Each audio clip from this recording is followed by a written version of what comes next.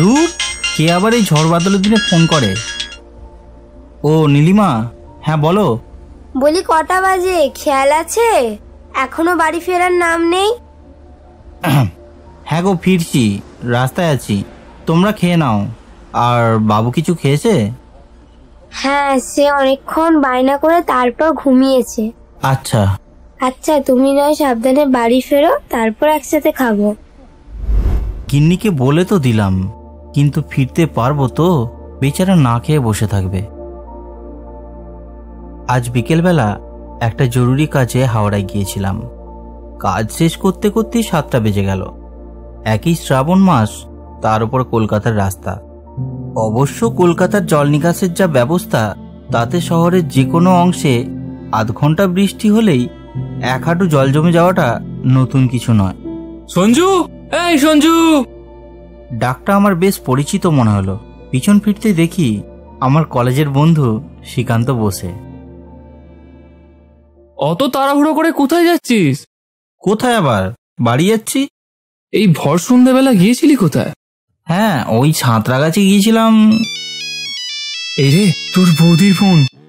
ফোনটা ধর। এই নিয়ে 5-6 বার ফোন করা হয়ে গেছে। তার উপর আবার যদি জানতে পারে যে চায়ের দোকানে আড্ডা দিতে এসেছি, তাহলে আমাকে মেরে ক্যালেন্ডার করে ঝুলিয়ে রাখবে। এলাম, বুঝলি? পরে কথা বলবো, বউয়ের বড্ড চাপ। আচ্ছা ঠিক আছে, আয় তবে। 1 কাপ চা দাও তো। দোকানের ভিতরে ঢুকলাম। দেরি যখন হয়েছে, তখন আর একটু দেরি হলে ক্ষতি কি? এতক্ষণে মনে হয় বৃষ্টিটা আরম্ভ হলো। আমার দুর্ভাবনার কোনো কারণ ছিল না, সঙ্গে ছাতা ছিল। তাই আরাম করে বসে চা খেতে লাগলাম। দোকানে বেশি লোকজন ছিল না। 2টি লোক, একজন আধবয়সী ও একজন কান পর্যন্ত জুলপি বিশিষ্ট যুবক। তারা দানিবাবু এবং শিশির কুমার ভাদুড়ির পাগলের ভূমিকায় অভিনয়ের কার কৃতিত্ব বেশি, এই নিয়ে উত্তপ্ত আলোচনা করছিলেন। জানেন মশাই, শিশির ভাদুড়ি আগাগোড়া বুড়ো আলমগীরের পাঠ করে, অথচ একবারও দাঁত বেরোয় না। ভারী কেরামতি। দাঁত নেই তো বেরোবে কোত্থেকে? আর দাঁত না বেরোলেই বড় একটার হয় বুঝি? তা আপনিও তো মশাই বুড়ো হয়েছেন, কই দাঁত না বার করে একটা কথা বলে দেখান দেখি। তর্ক শুনতে শুনতে ও চা খেতে খেতে প্রায় 15 মিনিট কেটে গেল। চা শেষ করে দাম মিটিয়ে দোকান থেকে বেরোতে যাচ্ছি, এমন সময় শোঁ করে একটা উন্মুক্ত হাওয়া ছুটে চলে গেল। আকাশের দিকে চোখ তুলতেই নীল রঙের ভয়ঙ্কর আলোতে চোখ দুটো একেবারে ধাঁধিয়ে গেল, এবং সঙ্গে সঙ্গে কর্কর শব্দে বাজ পড়ে কান দুটোকে যেন তালা ধরিয়ে দিল। এইবার শুরু হলো ভীষণ বেগে বৃষ্টি। অগত্যা দোকানে ফিরে এসে বসলাম। আরেক পেয়ালা চা দাও তো। বৃষ্টির বিরাম নেই, সমানে সতেজে পড়েই চলেছে। সঙ্গে ঠান্ডা এলোমেলো বাতাস। রাস্তার লোক চলাচলও কমে আসছে। ক্রমে 9টা বাজল। বাইরে বৃষ্টি ও ভেতরে 2টি লোক সমানে দানি ঘোষ ও শিশির ভাদুড়িকে নিয়ে কামড়াকামড়ি করে চলেছে। পৃথিবীতে যেন আর কোনো প্রসঙ্গ নেই। 9:30 নাগাদ আর সহ্য করতে না পেরে উঠে দাঁড়ালাম। যে করেই হোক রাতে বাড়ি পৌঁছাতেই হবে, কিন্তু যাই কি করে? ছাতায় এ বৃষ্টি আটকাবে না, কিন্তু রাতে আমাকে বাড়ি পৌঁছাতেই হবে। বৃষ্টিটা আরও চেপে এলো। হঠাৎ হাওয়ার বেগও যেন বেড়ে গেল। চারিদিক নিস্তব্ধ। বৃষ্টিতে আর বেরোনো যাবে না। আমি বাইরের দিকে উঁকি মেলে দেখলাম, চারিদিকে ঘুটঘুটে অন্ধকার।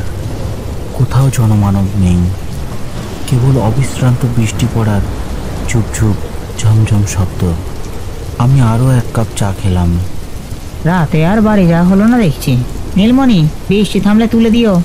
কথাটা বলে বেঞ্চের উপর লম্বা হয়ে শুয়ে পড়লেন। কিন্তু আমার তো বেঞ্চের উপর রাত কাটালে চলবে না, বাড়ি যাওয়াই চাই। বাড়িতে স্ত্রী, ছোট ছেলে নিয়ে একলা আছে। কিন্তু বৃষ্টি না ধরলে যাই বা কেমন করে?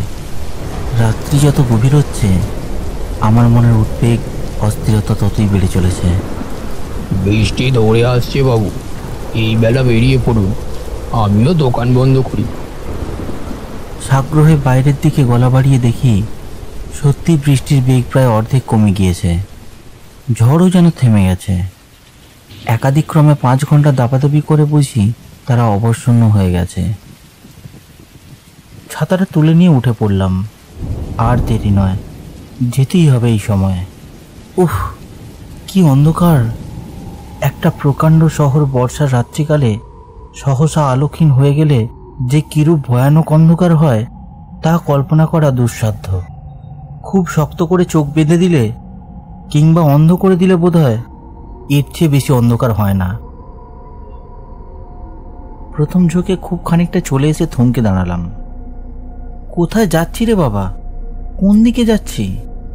বাড়ি পৌঁছাবার একান্ত আগ্রহে কোনো কিছু না ভেবে বাইরে বেরিয়ে তো পড়েছি, কিন্তু এই বিদঘুটে অন্ধকারে পথ চিনে বাড়ি যাব কি করে? দোকান থেকে বেরিয়ে ঠিক কোন মুখে যে এসেছি সেটাও মনে করতে পারছি না। হয়তোবা যেদিকে বাড়ি তার উল্টো পথেই হাঁটছি। এখন তাহলে উপায়? কিন্তু পথের মাঝখানে চুপ করে দাঁড়িয়ে থাকলেই এই সমস্যার সমাধান হবে না। যেদিকে হোক চলা দরকার, যদি এমনভাবে চলতে চলতে কোথাও একটা আলো বা মানুষের সাক্ষাৎ পাই। সুতরাং আবার সামনের দিকে চলতে আরম্ভ করলাম। দিক বিদিক জ্ঞানশূন্য হয়ে ছুটে চলেছি। মনের পুরোতম প্রদেশে বোধ করি এই আকাঙ্ক্ষাটাই দুর্নিবার হয়ে উঠেছিল যে মানুষ চাই, সঙ্গী চাই। কোনো প্রকারে এই দুঃসহ নিঃসঙ্গতার হাত থেকে পরিত্রাণ পাওয়া দরকার। কিন্তু বেশি দূরে যেতে হলো না। খানিক দূরে গিয়ে প্রচণ্ড একটা হোঁচট খেয়ে হুমড়ি খেয়ে এক কোমর জলের মধ্যে পড়ে গেলাম। ছাতাটা হাত থেকে কোথায় যে ছিটকে পড়ল বুঝতে পারলাম না। এক হাঁটু জলের মধ্যে এক পা করে সাবধানে সামনের দিকে এগিয়ে যেতে লাগলাম। বুক ফেটে কান্না আসতে লাগলো। হে ভগবান, এ আমার কি দুর্দশা করলে! কেন মরতে আজ ঘরের বাইরে বেরিয়েছিলাম? যদি বাইরেই বেরিয়েছিলাম তবে চায়ের দোকানে রাতটা কাটিয়ে দিলাম না কেন? আচ্ছা, এরকম ক্ষেত্রে কি করা উচিত? আমি মাথা ঠান্ডা করে একটু ভাবতে চেষ্টা করলাম। যে করে হোক ফুটপাতে উঠতেই হবে। এইভাবে জলের মধ্য দিয়ে 10 ক্রোশ পথ হেঁটে গেলেও কোনো একটা লক্ষ্যে পৌঁছানো যাবে না। ফুটপাতে উঠতে পারলে কোনো একটা বাড়ির দরজায় ধাক্কা দিয়ে লোক জাগিয়ে রাত্রির মতো আশ্রয় পাওয়া যেতে পারে, কিংবা অন্য কোনো ব্যবস্থা করা সম্ভব। এই অন্ধকার সমুদ্রের মধ্যে বেশি নয়, আপাতত একটা মানুষের দেখা পেলেই যে সাক্ষাৎ চাঁদ হাতে পাবো তাতে কোনো সন্দেহ রইল না। হঠাৎ পায়ের আঙুলে একটা শক্ত কিছু একটা ঠেকল। বুঝলাম সেই ইপসিত ফুটপাতে এসে পৌঁছেছি। দুহাত দিয়ে হাতড়াতে হাতড়াতে কিছুক্ষণ চললাম। একটা ভিজে দেওয়ালে গিয়ে হাতটা ঠেকল। তখন সেই দেওয়াল ধরেই চলা শুরু করলাম। কিছুক্ষণ পর আবার একটা কাঠের দরজা গিয়ে হাতটা ঠেকল। দরজায় সজোরে ধাক্কা দিলাম। তারপরে চিৎকার করে ডাকতে লাগলাম, কে আছেন? দোর খুলুন মশাই, দয়া করে একটিবার দোরটি খুলুন। ওহে, কেউ শুনতে পাচ্ছ? একবার দরজাটি খুলবে। কিন্তু কোথায় কে? দরজা যেমন বন্ধ ছিল তেমনই বন্ধ রইল। কিন্তু কোনো ফল হলো না, দরজা খুলল না। এমনকি দরজার অন্তরালে কোথাও যে লোক আছে তার চিহ্ন পর্যন্ত পাওয়া গেল না। শরীর অবসন্ন হয়ে এলো। যদি কলকাতার সবাই মরে গিয়ে থাকে তবে আমার বেঁচে থেকে লাভ কি? আচ্ছা, আমি কোনোভাবে অন্ধ হয়ে যাইনি তো? না হলে এ কি সম্ভব যে দু চোখে কোনো কিছু দেখতে পাচ্ছি না? আমি পাগলের মতো হয়ে গেলাম। অন্ধ হয়েছে কিনা সন্দেহটা ভঞ্জন করতেই আর একটা দরজার সামনে গিয়ে দু হাতে করে চাপড়াতে লাগলাম। মশাই, কে আছেন? একবার দোরটি খুলুন, একবার দোর খুলুন না। ও মশাই! মিছে চেঁচামেচি করছেন, এখানে কি লোক আছে যে উত্তর দেবে? এগুলো তো সব দোকান। হ্যাঁ, কে কে? কোনো ভয় নেই, আসুন আমার সঙ্গে। এ নিন, আমার হাতটা ধরুন। হাতটা বাড়িয়ে দিলাম আমি। এ কি, হাতটা যে বরফের চেয়েও ঠান্ডা। আমার আঙুলগুলো যেন চেপে ধরলো। কি অসহ্য শীত। ঠকঠক করে কাঁপতে কাঁপতে বুদ্ধিভ্রষ্টের মতো প্রশ্ন করলাম, আচ্ছা আমি কি অন্ধ হয়ে গেছি? না, ভারী অন্ধকার, তাই চোখে কিছু দেখতে পাচ্ছেন না।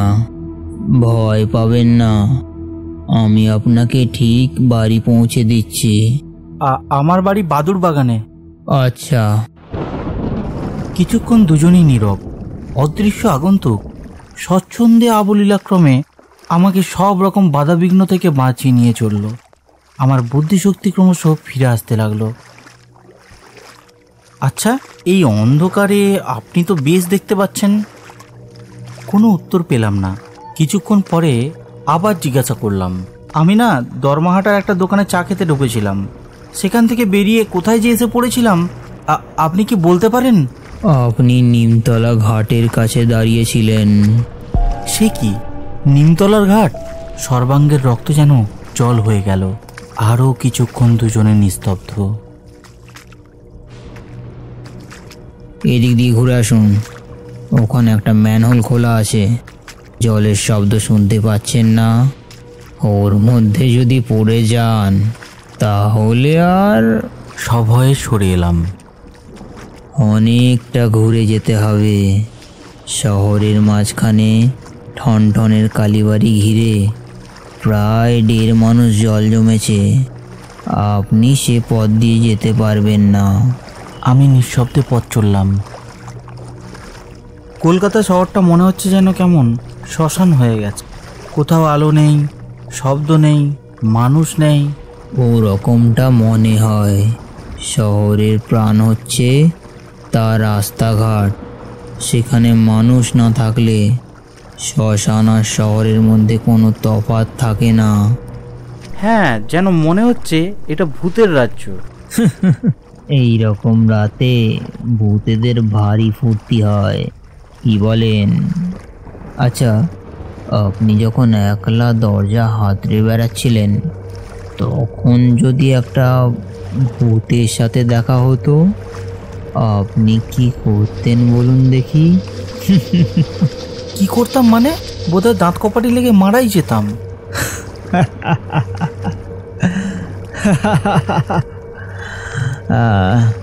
ভাগ্যে আমার সঙ্গে দেখা হয়েছিল। আচ্ছা, ভূতকে এত ভয় কিসের বলুন দেখি? একটা লোক মরে গেছে বই তো নয়। আরে বলেন কি মশাই, ভূত হলো গিয়ে একটা প্রেতাত্মা। তার চাল চলন, রীতিনীতি, স্বভাব চরিত্র কিছুই জানা নেই।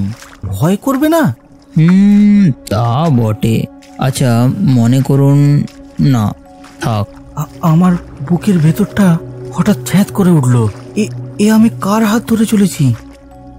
আচ্ছা, মানে আপনার নাম তো বললেন না, কোথায় থাকেন বললেন না? কোথায় থাকি? যেখানে আমাদের দেখা হয়েছিল তারই কাছাকাছি থাকি। আজ আমার যে উপকার করলেন না, জন্মেও তা ভুলবো না। আবার আমাদের দেখা হবে নিশ্চয়ই। দেখা বোধহয় আর হবে না, তবে যদি আবার কখনো এমনই বিপদে পড়েন হয়তো। আচ্ছা, আপনি কি করেন? কোনো কাজকর্ম করেন নিশ্চয়ই। আচ্ছা, সেটাও কি বলতে দোষ আছে? আমি কিছু করি না, এমনি ঘুরে বেড়াই, বেকার। খানিকক্ষণ আবার চুপচাপ। আপনার স্ত্রী, ছেলে মেয়ে সব ভালো আছে, কোনো ভাবনা নেই? আমি চমকে উঠলাম। আমি কি ভাবছি? আপনি আমার মনের কথা জানলেন কি করে? ওটা আমার আন্দাজ। এ কে? কোন জগতের অধিবাসী? আমি মরিয়া হয়ে বললাম, আমার ছেড়ে দিন, ছেড়ে দিন আমায়। ভয় পাবেন না, এতক্ষণ যখন এসেছেন তখন আরও খানিকটা আসুন। আপনার বাড়ি প্রায় এসে পড়েছে।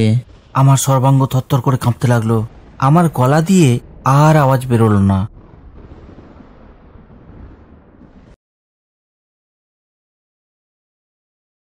এইবার আপনি একলাই যেতে পারবেন।